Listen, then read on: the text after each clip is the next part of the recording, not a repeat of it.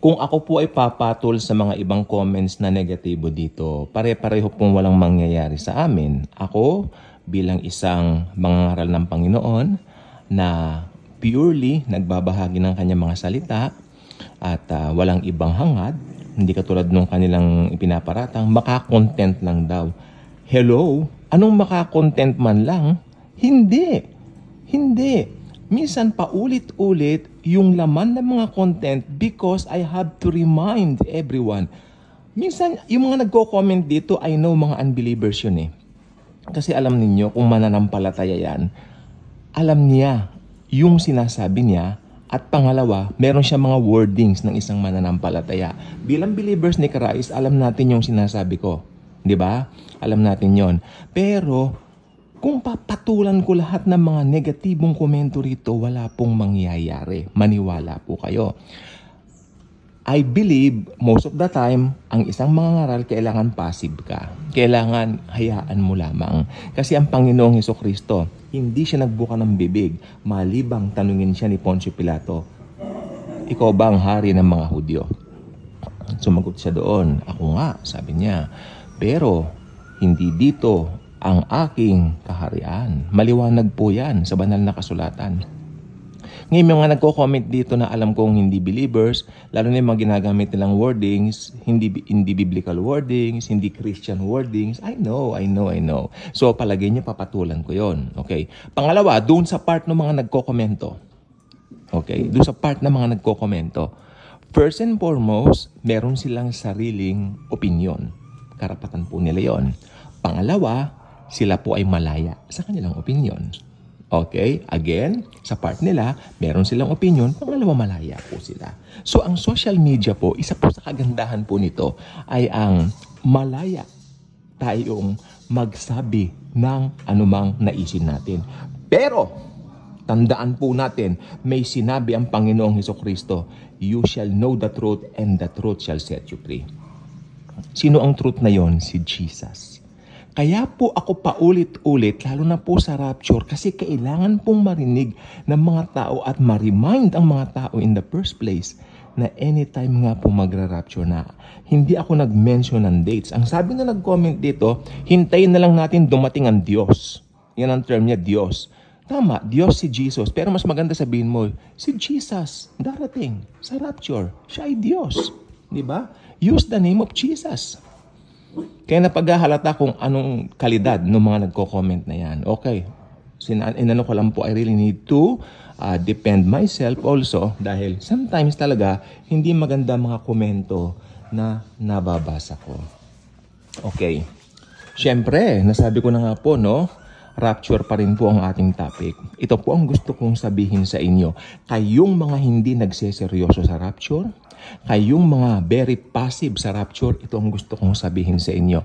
Ang rapture darating bilang isang ordinaryong araw. Again, it will come as a very ordinary day. Anong ginagawa mo tuwing umaga?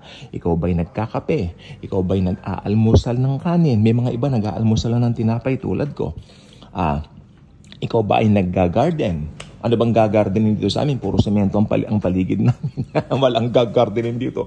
Mga kanal, tapos semento. Anong gagardenin mo? Wala. O yung mga nasa probinsya, maari. Yung mga ibang dito sa Maynila, may mga malaki silang bakuna. May mga gagardenin sila. Ordinary day. Yung iba naghahatid na mga anak sa school. Yes. Yung iba naman, eto na. Mga piloto.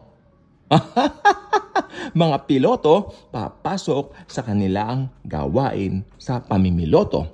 Yung iba naman, bus drivers. Yung iba naman, taxi drivers. Yung iba naman, may mga kaya sa buhay, may sariling mga vehikulo.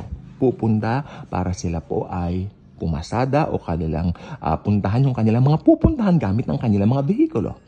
Okay? It's an ordinary day. It's a lovely day. Actually. Okay? Tapos, pag nahatid na yung mga bata sa school, yung mga bata mag-swing muna bago mag-flag ceremony. Tapos, sasabihin nung nanay, o sige anak, pupunta na si mami, O kaya si daddy, pupunta na si daddy muna. Magkita tayo mamaya. Yayakapin yung anak, maya-maya, nawala na yung anak na kayakap niya. Maya-maya, naghulugan na yung mga eroplano, nagbagsakan. Makinig po kayong mabuti, nagbagsakan yung mga eroplano, sumabog. Mga train na derail. Very important po na ang rapture ay i-remind sa tao. Ano sa palagay ninyo ang maiisip ng mga naiwan? Nasaan ang mga milyong-milyong tao na nawala? Anong mangyayari? Great chaos, great catastrophe. Great controversy. Okay? Yun po ang mangyayari sa araw ng rapture. Yan po ang akin pong inire-remind sa inyo. So, hindi po masama na ang rapture ay i-remind ko ng i-remind. Maski 2 beses ako mag-record ng video sa isang araw, ma-remind lang kayo. Hindi po ito kasawaan, hindi po ito may content lang, hindi po. Sapagkat, maniwala po kayo, kapag dumating ng rapture at naiwan po kayo, hahanapin nyo ang mga content na ito dito sa YouTube. Mga ilang video na nagawa ko, natabunan na lang. Meron doon, hanapin nyo, ano ang gagawin ko pag naiwan ako sa rapture? Check nyo. Nandun, binigay ko, mga 10 points yon. Hindi po ito pa may content lang. Sapagkat ako may trabaho po ako, may mga ginagawa rin po ako. Pero, bilang mga ngaral ng Panginoon, hindi ko sinasabing obligado, kaligayahan ko na i-remind kayo kung ano ang mangyayari sa araw na yaon.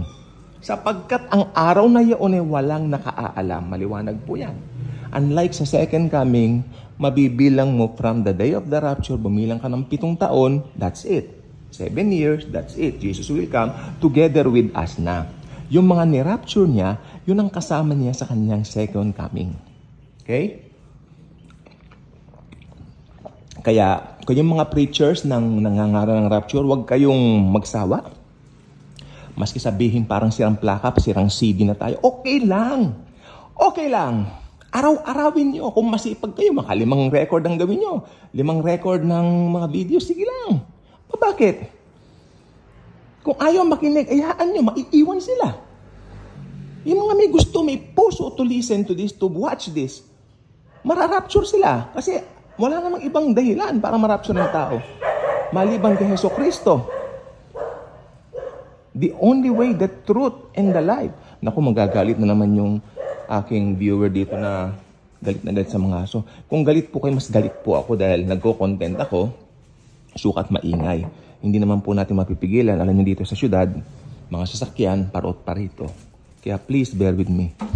So ayun, ako, kwan lang po ito ha, malasakit po ito. Kasapagkat yung mga sinasabi ko dito, inaral ko ng ilang taon, hindi po ito yung parang binasa ko lang sa comics. Hello? Ito po ay katotohanan ng banal na kasulatan. Oh. Ngayon kung makikinig kayo, manunood kayo, salamat. Kapakinabangan nyo yan. Hindi naman sa akin eh. Ang mga bagay na sinasabi ko, matagal ko nang alam ito. Pero inuulit-ulit ko because of my love for the brethren and for the world and for all the people. Sapagkat, sabi ng Panginoong Hesus, di ba? Tulad ng pag-ibig ko sa inyo, mahalin nyo ng ibang tao. Hindi ba pagmamahal yan? Oh, nakukulitan kayo sa akin, malamang ako nakukulitan na rin sa sarili ko. Whenever I record, pare-pareho ang sinasabi ko, but itong gusto kong sabihin, the Word of God is powerful. The Word of God, there is something in it that every time I repeat it, I don't understand myself. Why? Why is there's this feeling that I think that I just mention it for the first time, parang ganoon. I don't think that I'm kakusa sa sarili ko. I don't think that I teach this for a long time. I thought that I just teach this now, sabi ko. Parang ngayon lang, as if I teach this lesson now. There's a new revelation in everything. Oh, may bagong revelation. There's a new revelation every time na binabanggit natin ang salita ng Panginoon. Hindi po nakakasawa. O lalo na yung John 3:16. Maya-maya, yung iba, yan ang laging topic. May maganda po yan. Bakit kasasawaan nyo ba yan? The word of the Lord Jesus Christ is powerful. At yan po, ang rapture day ay very ordinary day. Malamang gumising ka isang araw, magsisipilyo ka, that would be it. That would be it. Yun na pala yun. Hindi mo alam, yun na pala yun. Diba? So, pag naki Jesucristo ka na, if you already have Jesus in your life, you are ready to meet Him anytime. Nagkakape po kasi ako. Kaya, God bless po.